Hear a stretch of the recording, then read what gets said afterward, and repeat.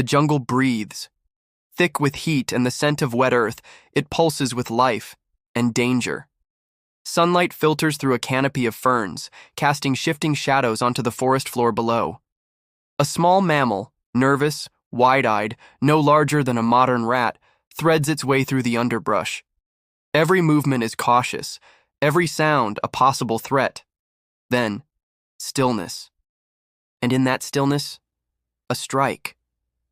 From beneath the leaf litter, a darting shape coils like a spring uncoiled. The mammal barely has time to react before it's wrapped, suffocated, silenced. But this isn't the work of a dinosaur or a monstrous lizard. This was a snake, or rather, something on its way to becoming a snake. Its body is long, sinuous, its jaws flexible but primitive, and just behind the coils, two tiny hind legs. Ghosts of walking days long past. We are looking at a creature in transition, a killer still sculpting itself through evolution, one limb at a time. Long before they slithered across deserts, coiled in jungle canopies, or slipped into our collective fears. Snakes were something else. What turned these awkward leggy reptiles into masters of stealth and strike? And what secrets does their ancient form still carry today? The evolution of snakes isn't just about survival. It's a tale of radical transformation. And it begins, where few expect it to, with legs. They've been called monsters, omens, even gods.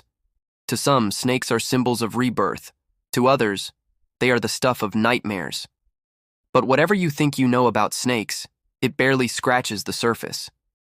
Today, they exist in over 4,000 distinct species, slithering across nearly every corner of the planet. From sub-Saharan deserts to Arctic forests, from mangrove swamps to bustling city gardens, they've adapted, survived, and even thrived, without legs, arms, or external ears. But here's the shocking truth. Snakes aren't a separate group from lizards. They are lizards, just radically re-engineered ones. Their ancestors once walked on 4 limbs, basked in the sun, and hunted among the ferns. But somewhere along the evolutionary timeline, they made a different choice. They dove underground, into the soil, into the shadows, adapting not for speed or strength, but for stealth, flexibility, and surprise.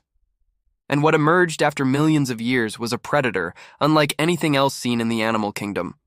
The snake is not a design flaw. It's a masterpiece of adaptation. Stripped of limbs but loaded with innovation, it hunts with its entire body, smelling, sensing, striking, swallowing whole. But to understand how it became what it is today, we have to dig deeper, into the shifting soils of deep time, and meet the creatures from which snakes first slithered forth. 150 million years ago, in a world ruled by giants, the first whispers of a new predator began. Not in the skies or seas, but underground. Here, in the dark corridors beneath ancient forests, a small group of lizards began to change. At first, the mutations were subtle: a longer body, a more flexible spine, limbs that grew smaller with each generation.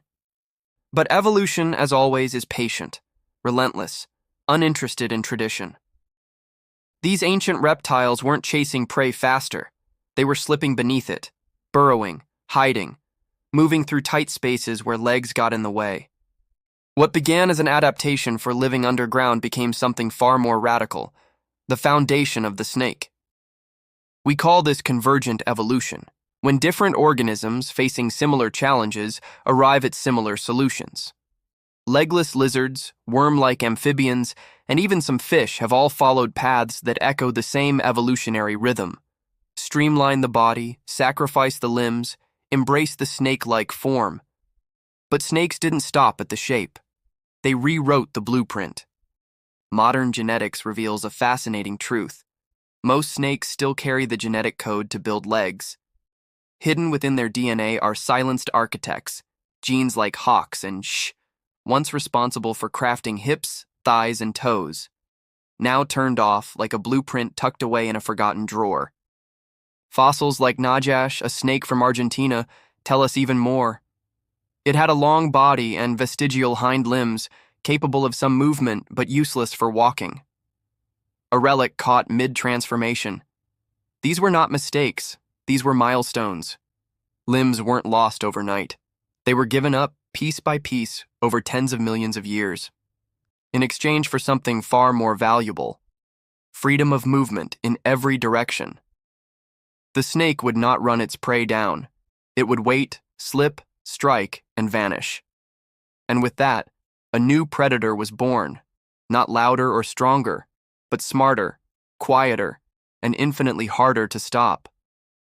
Remove the limbs, silence the footsteps, stretch the spine, bend the skull. You don't lose tools, you create new ones. The snake did just that. What it became wasn't a lesser reptile, but perhaps the most refined hunting machine on Earth. Its skull is a biological marvel.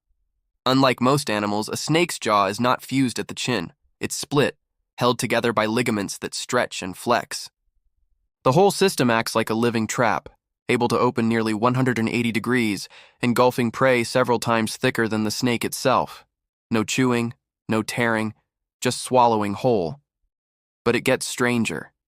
Inside that flexible head are curved, backward-facing teeth, designed not to bite down, but to grip like hooks. Once prey is caught, escape becomes impossible. Every movement forward only pulls it in deeper. And then there's the tongue. Forked, flickering, seeming almost supernatural. But it's not for taste. It's a precision tool for detecting chemical trails. The snake's tongue tastes the air, delivering invisible information to a special organ called the Jacobson's organ, a direct chemical map of its surroundings. In a world without ears for hearing or legs for chasing, the snake hunts with its body. It reads vibrations through the ground. It smells with its tongue. It strikes with jaw muscles triggered in milliseconds. Different species evolved different upgrades. Some, like vipers, developed hypodermic fangs, injecting venom that paralyzes, digests, and sometimes stops a heart in seconds. Others, like pythons, chose brute force, wrapping around prey and squeezing with a power terrifying in its silence. There are snakes that fly, snakes that swim, even snakes that glide through trees like leaves on the wind. Where legs couldn't go, the snake could slither. Where noise betrayed, the snake remained silent. Where size failed, the snake became patient. Compared to the roaring lion or the hammer-jawed crocodile, the snake is remarkably minimalist. But it doesn't need to impress you. It just needs you, not to see it coming. The snake is a solitary shadow, quiet, cold-blooded, and often alone. Unlike wolves with their coordinated hunts or elephants with their matriarchal wisdom, snakes rely on no tribe. They don't cooperate. They do not mourn. And yet, within that silence is a life rich in instinct and ancient rhythm. Most snakes hunt alone, their methods as varied as their environments. Imagine a green tree python, coiled like sculpture on a jungle branch, motionless for hours. A bird flits within reach, and is gone in a blink. Or a desert sidewinder, half buried beneath the sand, sensing the tremor of tiny footsteps, and striking with mathematical precision. They don't need armor. They don't need company. They have timing. But snakes aren't always the emotionless recluses we imagine. In certain species, especially pythons and some vipers, behavior takes an unexpected turn: parental care. A female python in a humid jungle nest may spend weeks coiled around her clutch of eggs, using subtle muscle contractions to generate heat, keeping the next generation warm through storm, cold, and threat. And in rare moments spotted only by the most patient observers, newly hatched snakes have been seen following their mother's scent, not nurtured, but guided. Mating is an elemental dance. Males follow pheromone trails laid down by females, often leading to mass gatherings, writhing balls of suitors, each one vying for a chance to pass on its lineage. There are no families, no playgroups, no bedtime routines. A snake is born ready, teeth sharp, senses tuned, body cold but primed. It lives, it learns fast, or it dies. That's not neglect, it's efficiency, and it has worked for nearly 150 million years. In the grand theater of nature, not every predator rules from the top. Some thrive from the shadows, balanced perfectly between hunter and hunted. This is where snakes reign, in the middle tier of the world's ecosystems. They are silent regulators, population control wrapped in scales. A single snake in your backyard can consume dozens of rodents in a season, preventing outbreaks of disease, protecting crops, and restoring balance without ever being noticed. But in the wild, that role becomes even more complex. In the jungles of Southeast Asia, a reticulated python may lie in ambush beside a watering hole, waiting not for a mouse but for a macaque or even a boar. In Central Africa, a puff adder moves like a dead leaf across the forest floor, its venom potent enough to drop a full-grown antelope. But it must strike before a mongoose strikes first. Competition is constant. Monitor lizards, birds of prey, feral cats, even larger snakes, each one a rival in the fight for food, territory, or survival. And ancient history tells an even bigger story. After the dinosaurs vanished, in the warm, wet aftermath of their extinction, a new apex reptile rose. Titanoboa, 43 feet long, over a ton in weight, large enough to crush a crocodile. Titanoboa dominated Paleocene swamps for nearly 10 million years, proof that when top predators fall, the middle tier can rise. Even today, snakes punch above their weight. A cobra can bring down a predator 3 times its size. A boa can hold its own against a jaguar in the wrong circumstances. Snakes may not roar, but they make the ecosystem listen. And almost always, they leave before anyone even knows they were there. For millions of years, snakes ruled silently, unbothered, unmatched, and unseen in their layers of soil and shadow. But then, humanity arrived. Upright, tool-wielding, fire-starting creatures began sweeping across the earth, pushing deep into forests, grasslands, and river valleys. And when they stumbled upon a snake in the underbrush, they recoiled, sometimes in fear, sometimes in fascination, and sometimes with fire and stone. To early humans, snakes were both danger and deity. They hid in tall grass, struck without warning, killed without claws. But they also shed their skins, appearing to renew themselves over and over again. In some cultures, snakes became symbols of eternal life. In others, cursed creatures of temptation and death. The Garden of Eden, Medusa, Quetzalcoatl, Nagas of India. The snake is perhaps the oldest metaphor we ever wrote in blood and symbol. But belief wasn't protection. Human expansion meant deforestation, controlled fire, agriculture, and with it, the destruction of the snake's home. Some species were hunted for their meat, their skin, their supposed medicinal powers.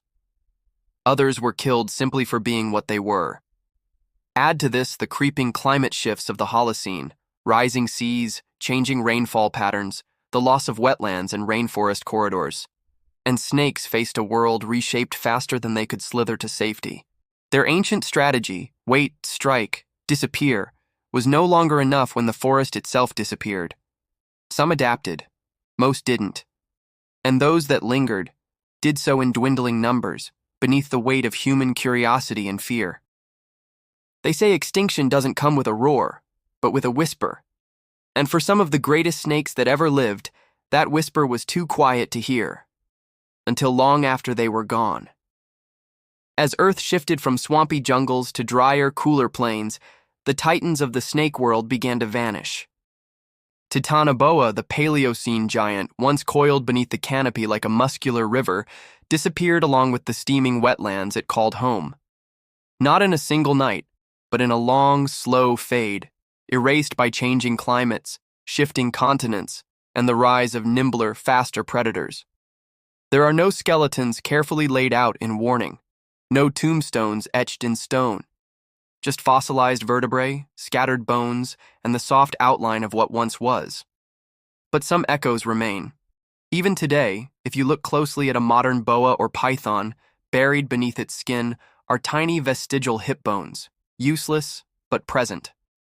Like scars from battles fought by generations past. Proof that snakes once had legs. Proof that even extinction leaves fingerprints on the living.